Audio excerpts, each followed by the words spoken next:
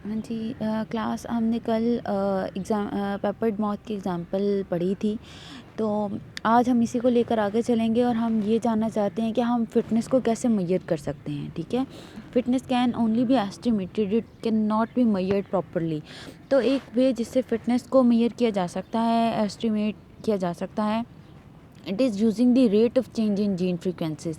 जैसे कि अभी रिसेंटली हमने किया है change in frequency of P, और उससे हम जो है वो हमने ये मेजर कर लिया कि पी की फ्रीक्वेंसी कितनी इंक्रीज़ हो रही है, कितनी डिक्रीज़ हो रही है। और इससे हमने सिलेक्शन कोफिशिएंट को भी फाइंड आउट कर लिया है। तो एक तरीका जो फिटनेस को मेजर करने का है वो चेंज इन जीन फ्रीक्वेंसी का है। सेकेंड वे जो है वो मार्क एंड रिकैप्चर एक्सपेरिमेंट है। इस एक्सपेरिमेंट में क्या किया जाता है कि डिफरेंशियल जो आप ये कह सकते हैं सर्वाइवल रेट फाइंड आउट किया जाता है। और वो किस तरह से किया जाता है कि इन एन एक्सपेरिमेंट अगर पोल्यूटेड एरिया और अनपोल्यूटेड एरिया में जो मेलोनिक और नॉन मेलोनिक फॉर्म दोनों को छोड़ दिया जाए, ठीक है, एक हास नंबर में। फॉर एग्जांपल आप पोल्यूटेड एरिया में जाते हैं और वहाँ पे 100 मेलोनिक और 100 नॉन मेलोनिक फॉर्म रिलीज़ कर देते हैं मॉथ्स की। इसी तरह से आप अनपोल्यूटेड एरिया में जाते हैं, वहाँ पे भी 100 मेलोनिक और 100 नॉन मेलोनिक फॉर्म मॉथ्स की रिलीज़ कर देते हैं।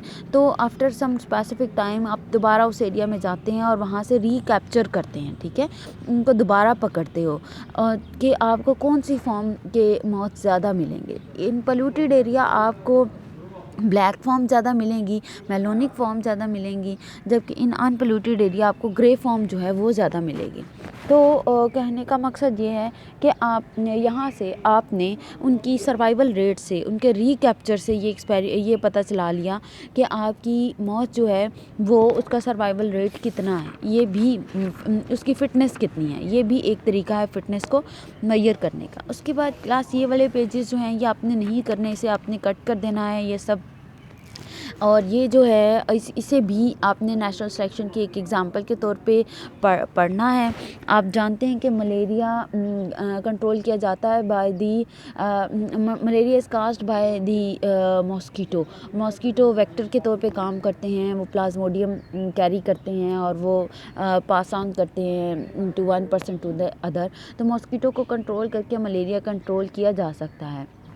तो जब मॉस्कीटो पहले मलेरिया का आउटब्रेक हुआ तो उस वक्त कोई ऐसा इंसेक्टिसाइड मौजूद नहीं था, लेकिन पहला इंसेक्टिसाइड जैसे ही डीडीटी जो है वो डिस्कवर हुआ, वो बना।